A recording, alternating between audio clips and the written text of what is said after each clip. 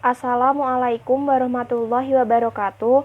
Perkenalkan, nama saya Andina Snakonita dengan NIM 72114199192 dari Akuntansi B 2019 Universitas Negeri Semarang. Di sini saya akan menjelaskan materi mengenai implikasi etis dari teknologi informasi pada mata kuliah Sistem Informasi Manajemen.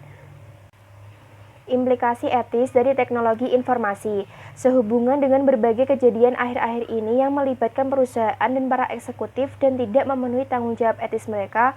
Pendekatan etika secara perspektif mungkin terlihat naif dan berandai-andai.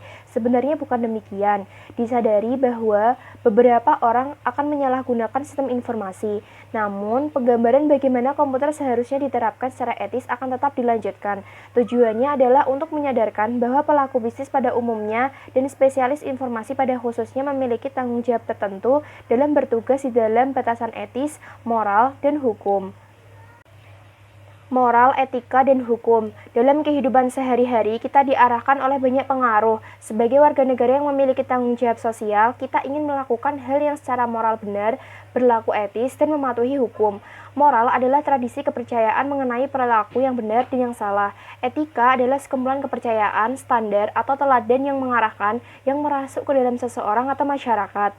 Hukum adalah peraturan perilaku formal yang ditetapkan oleh otoritas yang berwenang seperti pemerintah terhadap subjek atau warga negaranya. Meletakkan moral, etika, dan hukum pada tempatnya. Pengguna komputer di dunia bisnis diarahkan oleh nilai formal dan etis manajer, spesialis informasi dan pengguna, serta hukum yang berlaku. Hukum adalah yang termudah untuk diinterpretasikan karena bersifat tertulis, tetapi etika tidak terdefinisi demikian tepat, dan mungkin bahkan tidak disetujui oleh semua anggota masyarakat. Wilayah etika komputer yang kompleks inilah yang saat ini sangat banyak diperhatikan. Kebutuhan akan budaya etika. Opini yang dipegang secara luas di dunia bisnis adalah bahwa bisnis merefleksikan kepribadian dari pemimpinnya. Keterkaitan antara CEO dengan perusahaannya merupakan dasar untuk budaya etika. Jika perusahaan dituntut untuk berperilaku etis, maka manajemen tingkat tinggi harus bersikap etis dalam segala sesuatu yang dilakukan dan dikatakannya. Manajemen tingkat atas harus memimpin melalui contoh.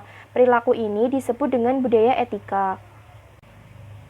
Bagaimana budaya etika diterapkan? Tugas dari manajemen tingkat atas adalah untuk meyakinkan bahwa konsep etika merasuk ke seluruh organisasi dan turun ke jajaran bawah sehingga menyentuh setiap karyawan. Para eksekutif dapat mencapai implementasi ini melalui 3 tingkat, yaitu kredo perusahaan, program etika, dan kode perusahaan yang disesuaikan. Kredo perusahaan adalah pernyataan singkat mengenai nilai-nilai yang ingin dijunjung perusahaan. Program etika adalah upaya yang terdiri atas berbagai aktivitas yang didesain untuk memberikan petunjuk kepada para karyawan untuk menjalankan kredo perusahaan. Kode perusahaan yang disesuaikan. Banyak perusahaan merancang sendiri kode etik perusahaan mereka. Terkadang kode-kode etik ini merupakan adaptasi dari kode untuk industri atau profesi tertentu. Meletakkan kredo, program, dan kode pada tempatnya. Kredo perusahaan memberikan dasar untuk pelaksanaan program etika perusahaan. Kode etik tersebut menggambarkan perilaku-perilaku tertentu yang diharapkan dilaksanakan oleh para karyawan perusahaan dalam berinteraksi antara satu dengan yang lain dan dengan elemen-elemen lingkungan perusahaan.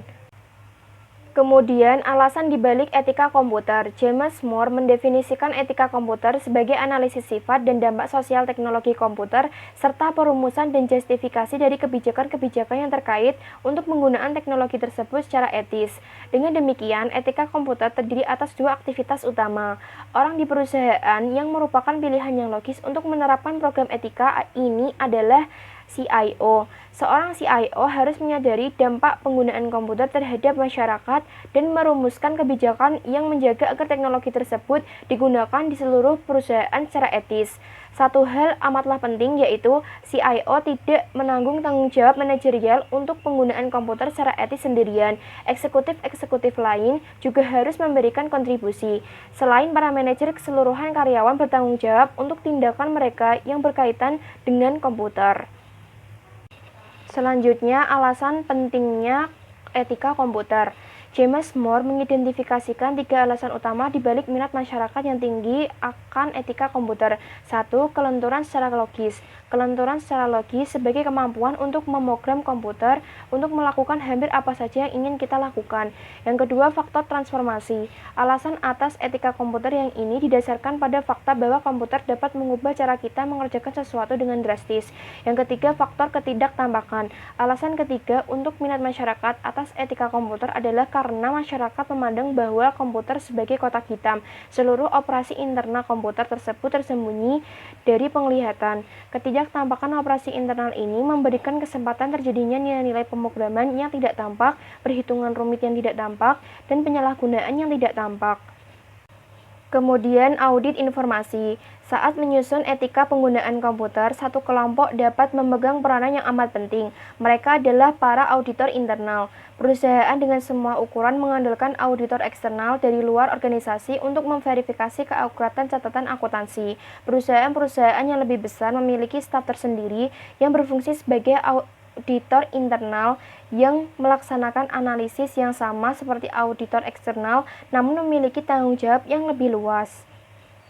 Selanjutnya, jenis-jenis aktivitas audit. Terdapat 4 jenis dasar aktivitas audit internal, yaitu 1. Audit finansial, yang kedua, audit operasional, yang ketiga, audit berkelanjutan, yang keempat, desain sistem pengendalian internal. Menerapkan etika dalam teknologi informasi. Bagaimanakah budaya etika dicapai dalam sebuah perusahaan? Perusahaan tersebut tidak harus mengusahakan semua pekerjaan. Bantuan dalam bentuk kode etik dan program edukasi etika yang dapat memberikan fondasi untuk budaya tersebut. Program edukasi dapat membantu menyusun kredo perusahaan dan meletakkan program etika pada tempatnya. Kode etik dapat digunakan seperti apa adanya atau disesuaikan dengan perusahaan tersebut. Kode etik dan perilaku profesional ACM atau Association for Computing Machinery. Bentuk kode etik ACM yang pada saat ini diadopsi pada tahun 1992 dan berisikan keharusan yang merupakan pernyataan tanggung jawab pribadi. Kode ini dibagi lagi menjadi 4 bagian. 1. Keharusan moral umum. 2. Tanggung jawab profesional yang lebih spesifik. Yang ketiga, keharusan kepemimpinan organisasi. Dan yang keempat, kepatuhan terhadap kode. Kemudian, kode etik dan praktik profesional rekayasa peranti lunak. Kode ini mendapat pengaruh penting yang dapat diterapkan para ahli peranti lunak pada sistem informasi dan terdiri atas ekspektasi di 8 hal penting. 1. Masyarakat, 2. Klien dan atasan, 3. Produk, 4. Penilaian, 5. Manajemen, 6. Profesi, 7. Kolega, dan 8. Diri sendiri. Kemudian yang terakhir, pendidikan etika komputer.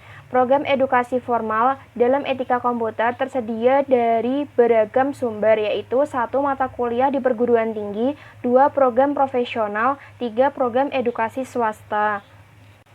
Sekian yang dapat saya sampaikan. Apabila ada kesalahan dan kekurangan, mohon dimaafkan. Wassalamualaikum warahmatullahi wabarakatuh.